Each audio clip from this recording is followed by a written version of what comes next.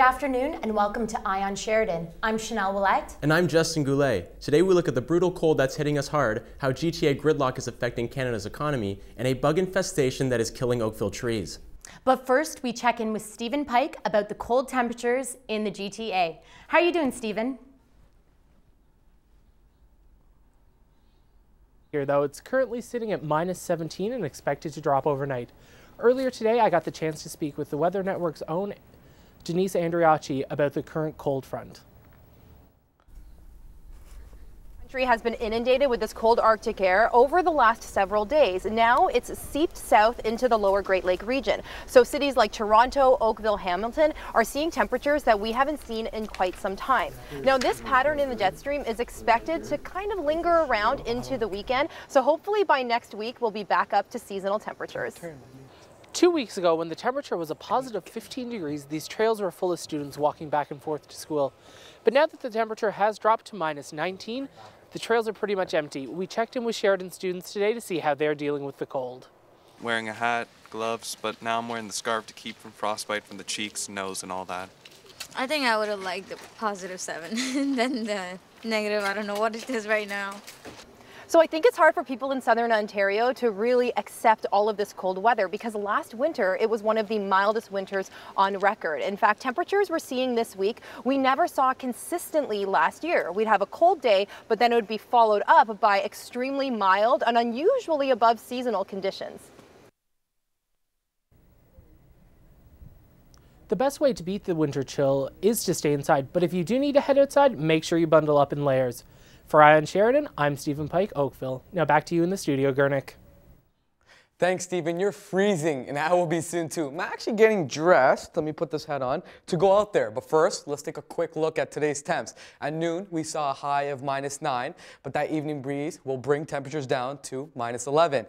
And you can enjoy your good night's sleep with the heaters on as temperatures plummet to a shocking -17.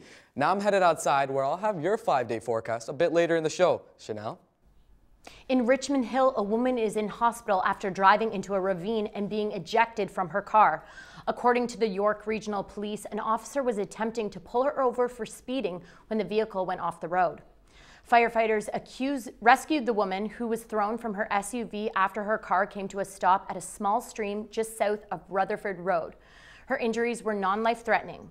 The Special Investigations Unit is examining the accident. A fire in Pickering this morning destroyed a barn and forced the closure of a stretch of Highway 7. Firefighters arrived at the scene around 4:30 a.m. and were able to save the home on the property.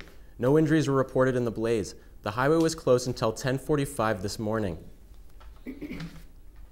Ontario Finance Minister Dwight Duncan says traffic gridlock in the GTA and Hamilton is interfering with Canada's entire economy. He's also criticizing the lack of federal support on this issue and says the provincial government may need to make some unpopular steps if they want to solve this problem. These comments come as Duncan prepares to leave his post, and just days before the Ontario Liberals pick a new party leader and premier.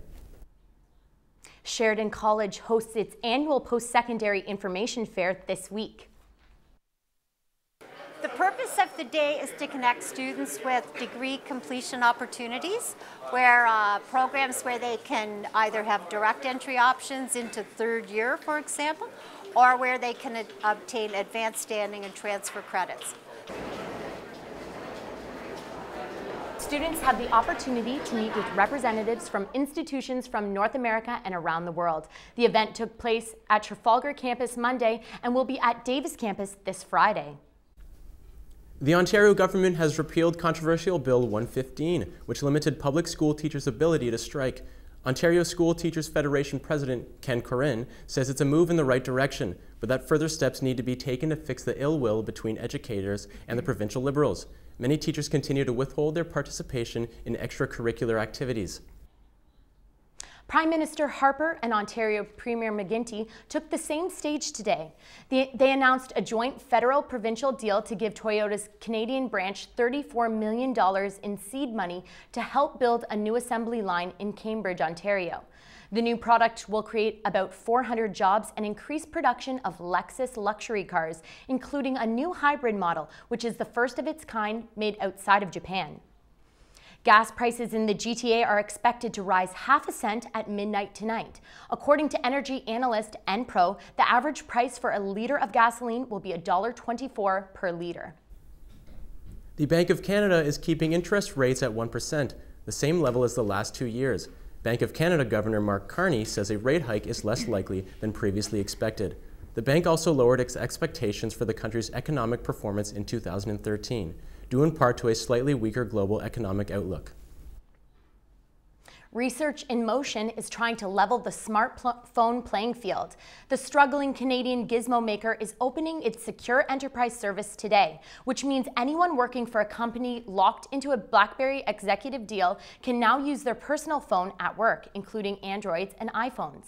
This announcement comes as the company prepares to unveil its newest BlackBerry in exactly 1 week.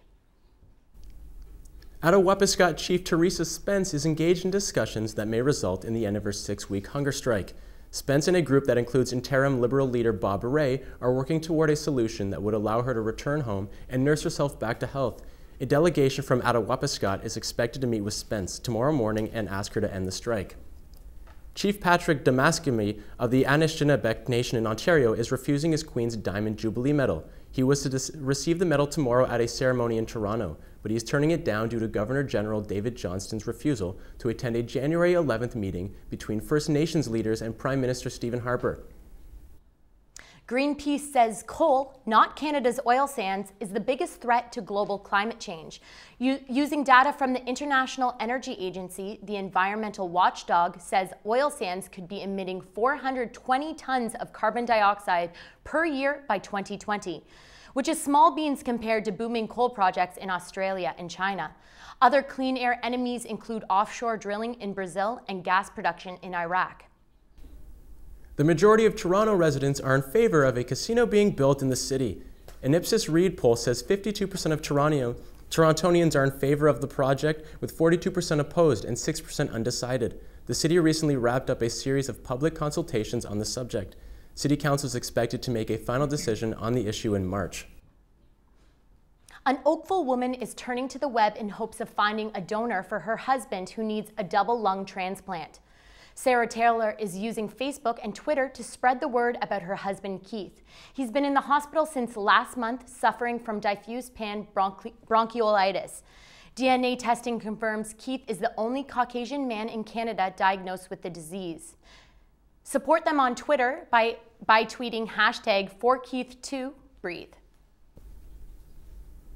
Coming up after the break, we take a look at the holy grail of brain research and find out how a bug infestation is destroying Oakville trees. And could you be mining for asteroids in the near future? Stay tuned to find out.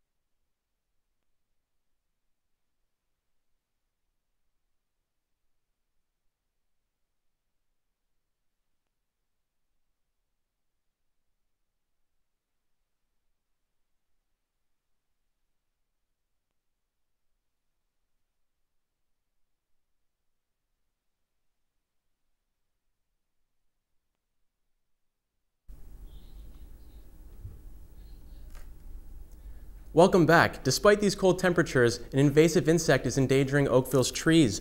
Emily Johnson met with Oakville's manager of forestry to find out more. Ash borer is an invasive species that has killed millions of ash trees, even some of those on campus. Sheridan College is just above the 4 and 14 where I'm pointing here. Eventually this whole map will be red. EAB larvae eat the soft wood under the tree's bark, preventing the tree from moving water and nutrients between its roots and leaves. It's equivalent in humans of severing your veins and arteries. The safety concern is that if left alone, gravity's a constant force. These limbs weigh hundreds and hundreds of pounds, then they will come falling down. If the trees were cut down around the school, I think that would really take away from like the natural beauty. It just makes coming to Sheridan that much nicer. Oakville has the most aggressive management plan in Canada to prevent this. We use a biopesticide and we inject upwards of 5,700 ash trees. They should really get their word across even more, like that way there's more awareness and so everyone can actually have like an open eye as to what's going on. It's up to the citizens of Oakville to take charge and make a decision. Don't wait because it will cost you dearly. 80% of the treatable ash canopy in Oakville is located on private property. To keep yourself and your land out of risk, you may treat your tree or replace it with another species. Reporting for Eye on Sheridan, I'm Emily Johnson, Oakville. U.S. Secretary of State Hillary Clinton is facing tough questions on Capitol Hill today. She's sitting before a pair of committees examining the attack on American diplomats in Benghazi, Libya, which resulted in the death of Ambassador Chris Stevens.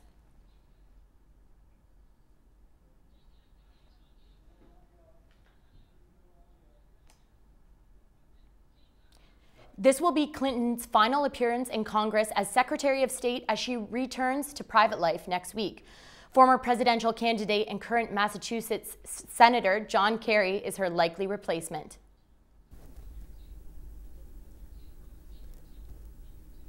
At least 42 people are dead and many more injured following a suicide attack in a Shiite mosque in northern Iraq this morning. It happened in the town of Tuz-Kermatu. Authorities say the bombing targeted the funeral of a politician who died a day earlier. No group has claimed responsibility for the attacks. Israel Prime Minister Benjamin Netanyahu is expected to attempt to form a coalition government. This comes after Likud party lost a quarter of its seats in yesterday's parliamentary election. Netanyahu has offered to work with the newly formed opposition centrist party Yesh Atid, which claimed the second highest number of seats. British Prime Minister David Cameron is suggesting that Britain may leave the European Union in 2015. I am not a British isolationist, but I do want a better deal for Britain. Cameron stated yesterday his Conservatives would leave the question to voters in a referendum, should his party be returned to power in the next election. He did not rule out what he calls renegotiated membership for Britain in the EU. Germany and France responded by saying that selective membership is not on the table. The holy grail of brain research may have been discovered. Researchers at the University of California say they've developed a way to detect the concussion-related brain disease known as CTE. 34 former NFL players were diagnosed with CTE after their death, as well as a handful of former NHL athletes. Prior to this discovery, the brain disease, which brings on dementia and depression, could only be confirmed through autopsy. Now, scientists have figured out how to use a brain imaging tool to identify the buildup of proteins in the brain. But the UCLA team says follow-up studies still need to be done. Outer space may be getting a little crowded now that a second company is announcing plans to mine nearby asteroids. A California-based venture called Deep Space Industries plans on tapping space rocks for compounds that can be used to make rocket fuel. CEO David Gump says miniature probes called Fireflies will bring back 50 to 100 pounds of samples for analysis. The ability to produce fuel in space would allow organizations like NASA to explore deeper into our solar system. Missions could be launched as soon as 2015. When we come back, we'll have all your latest sports news, including an update on the Manti Te'o story. And is a Lance Armstrong biopic in the works? All this and more after the break.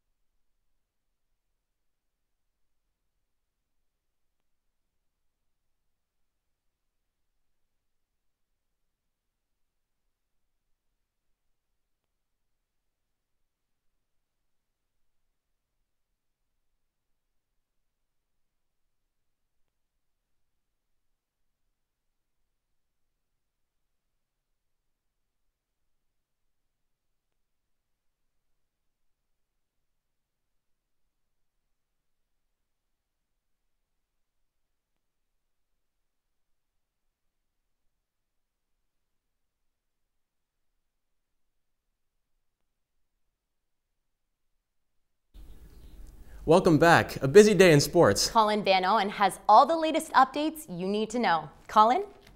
Thanks, Chanelle. Notre Dame linebacker Manti Te'o admitted in a TV interview with Katie Couric that he briefly lied about his online girlfriend after discovering she didn't exist. In the interview that airs Thursday, he maintained that he had no part in creating the hoax. This interview is the first time Te'o and his parents faced the camera since the story broke. NHL action is back in abundance this week, and 3 out of 7 Canadian teams hit the ice just last night. The Winnipeg Jets had all their big guns going, topping the Capitals 4-2. Washington now slips to 0-2 on the season. They're having a troublesome run to start. Les Habitants de Montréal blasted the Panthers 4-1, where Alex Galchenyuk scored his first goal of the NHL season. And fellow Rookie of the Year candidate Nail Yakupov also potted his first goal in a losing effort as the Oilers got doubled up by the 6-3 by the visiting Sharks. Off to Melbourne, Australia, where an injured Serena Williams had her hands full with 29th ranked teenager Sloane Stephens. Williams was visibly frustrated with her performance, taking it out on her poor racket. The world number 3 would falter on a double match point, punching Stephens' ticket to a semifinal matchup with top-ranked Victoria Azarenka. Over to the men's side now, where Andy Murray was smoking aces all day against Jeremy Chardy, popping his collar like it ain't no thing. Check out the wheels on Murray on this sequence as he chases one down right at the net. Nice. On to a match point where Murray nails this strong return. Chardy looks like he doesn't even want it. Murray takes it 6-4, 6-1, and 6-2 to move on. Second-seeded Roger Federer and third-seeded Andy Murray will clash in a semifinal Friday at the Australian Open. Federer is a 4-time Australian Open champ, while Murray is a 2-time runner-up. And from Australia, we travel halfway around the world to magical Brampton, where the Sheridan Bruins are 11-1. Our sports reporter, Brent Brown, has the latest on the surging Bruins basketball squad. Right here. Every year we set 3 goals. We want to win our regular season conference championship, we want to win the Ontario championship, we want to win the national championship. Those are the 3 goals. But there's so many teams pursuing all those things. It's unrealistic every year to expect that that is what you'll do, but on the other hand, that's what you're supposed to be pursuing. Right now, we're on a really good winning streak, and these are the times right now where you can either fall or succeed. So right now, it's not that we're so much not going to succeed, it's that we have to be mentally sharp in every game, every practice we have. Coach Flack's philosophy is defense, defense, and more defense. And we all know defense wins championships. I've been around long enough to know that it takes a few ingredients. You've got to defend and rebound. You got to defend and rebound better than anybody. The Bruins are top 5 in 4 different defensive categories, including leading the province in blocks with almost 9 per game. Our league is just so ridiculously competitive. You can't sleep at the switch with anybody. And teams that we used to beat by 50 or 60 have straightened their program out, and now they're a very tough win. Although they are taking a one-game-at-a-time approach, the Sheridan Bruins only have one goal in mind, and that's nationals. They'll be put to the test this weekend with 2 away games. On Saturday, they play Algoma University, and on Sunday, they play Sioux College. Reporting for the Eye in Sheridan, Brent Brown, Brampton.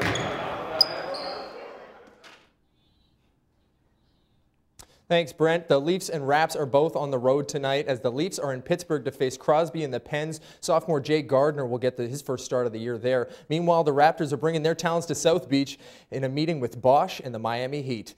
Now that's it for sports. Let's go over to MK, who's got all the important news in the world of entertainment. MK?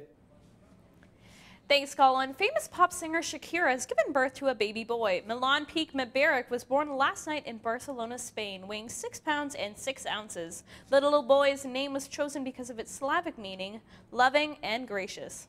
Proud parents Shakira and Gerard Peak are looking for UNICEF donations instead of gifts for what they call a World Baby Shower. The donations will help raise money for vaccines, foods, and other necessities for babies in need all around the world. Alternative band Paramore is back in business. After the band's 2 members, Josh and Zach Farrow, left on bad terms in 2010, the remaining musicians used the last 2 years to re-energize. The single now was released yesterday and has already reached one of the top-selling charts on iTunes. The band is promising a vitalized sound for their new music, and their new album will be released on April 9th of this year. It seems Lance Armstrong's struggles will be hitting the big screen. Paramount Pictures and J.J. Abrams are planning a biopic of the life of the cyclist.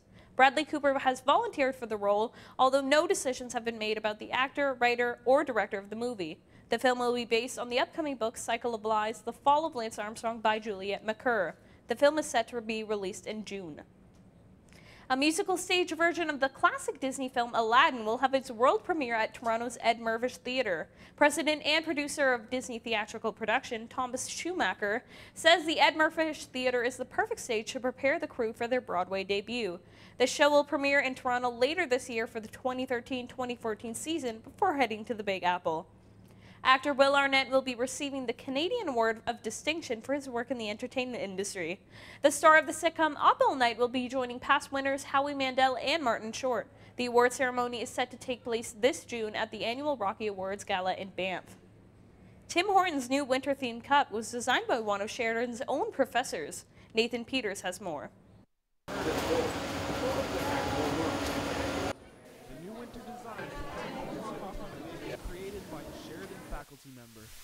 I just figured Tim Hortons company designed it. Okay, I work with a team.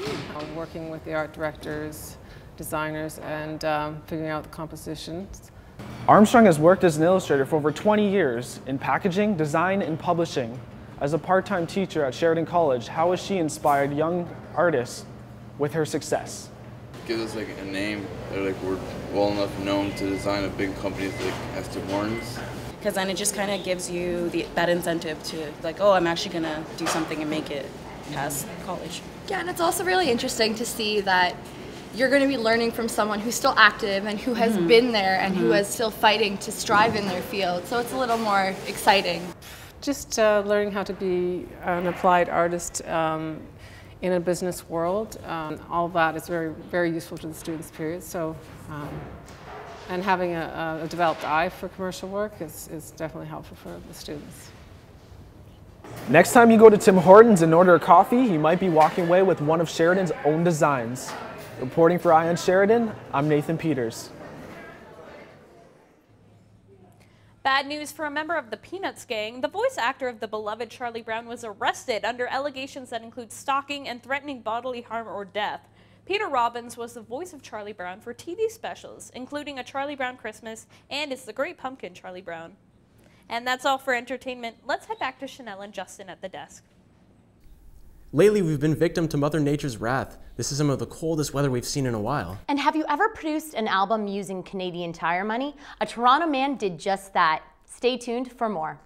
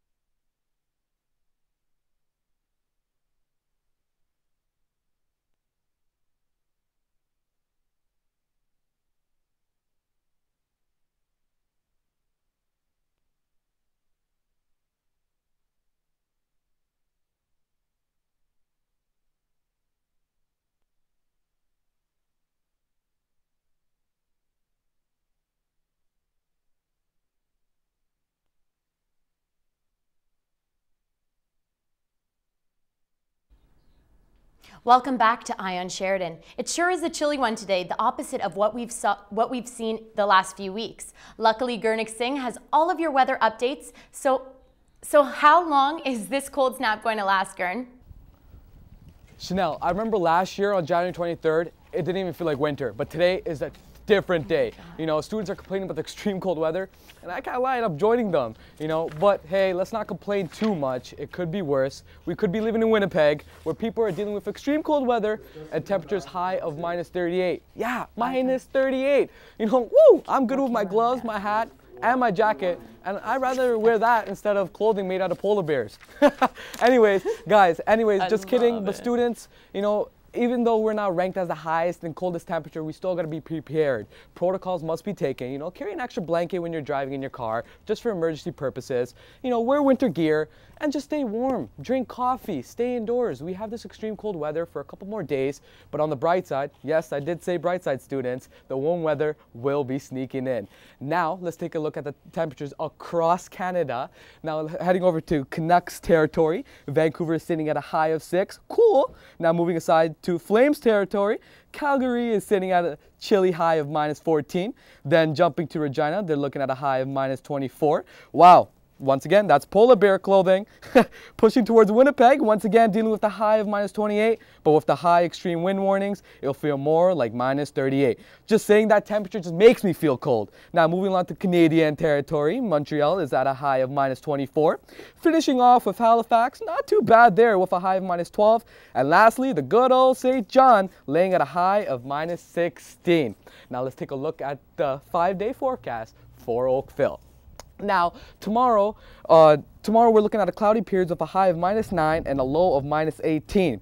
Heading towards the weekend, Friday will be sitting at a high of -6 and a low of -12. Saturday, a high of 6 and a low of 9. And those who had lost hope for the warm weather, it's sneaking in. Sunday, things warm up with a high of -2 and a low of -8. And Monday, checking out, we reach 0. How happy are you guys to hear that number? with a low of -4. Now, the majority of the week is still cold, so I still suggest you guys bundle up. It's still cold, but late Sunday and then early Monday, the warm weather sneaks in. Whew, finally. But that's all the weather for today, guys. Back to you. 3 Canadians aboard a plane in Antarctica are now missing, a New Zealand government agency reports. Rescuers began the search of the Twin Otter aircraft after the emergency transmitter was activated at around 10 p.m. local time Tuesday. The first chimpanzees arrive at the U.S. National Sanctuary for Retired Federal Research Chimps today. Hundreds more are recommended to be sent there from other laboratories across the United States. The National Institute of Health Committee says that the hundreds of research chimpanzees should be retired to the sanctuary, with plenty of space to roam. A local man proves you don't need deep pockets to make it big in the music biz.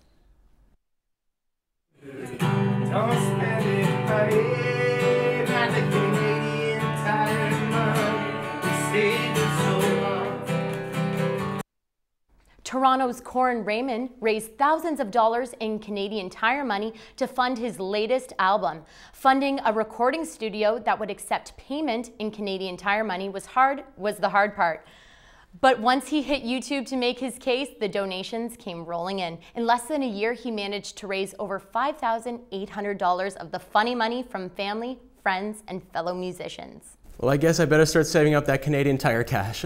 That's all we have for today. For Sheridan, I'm Justin Goulet. And I'm Chanelle Ouellet. Have a wonderful day.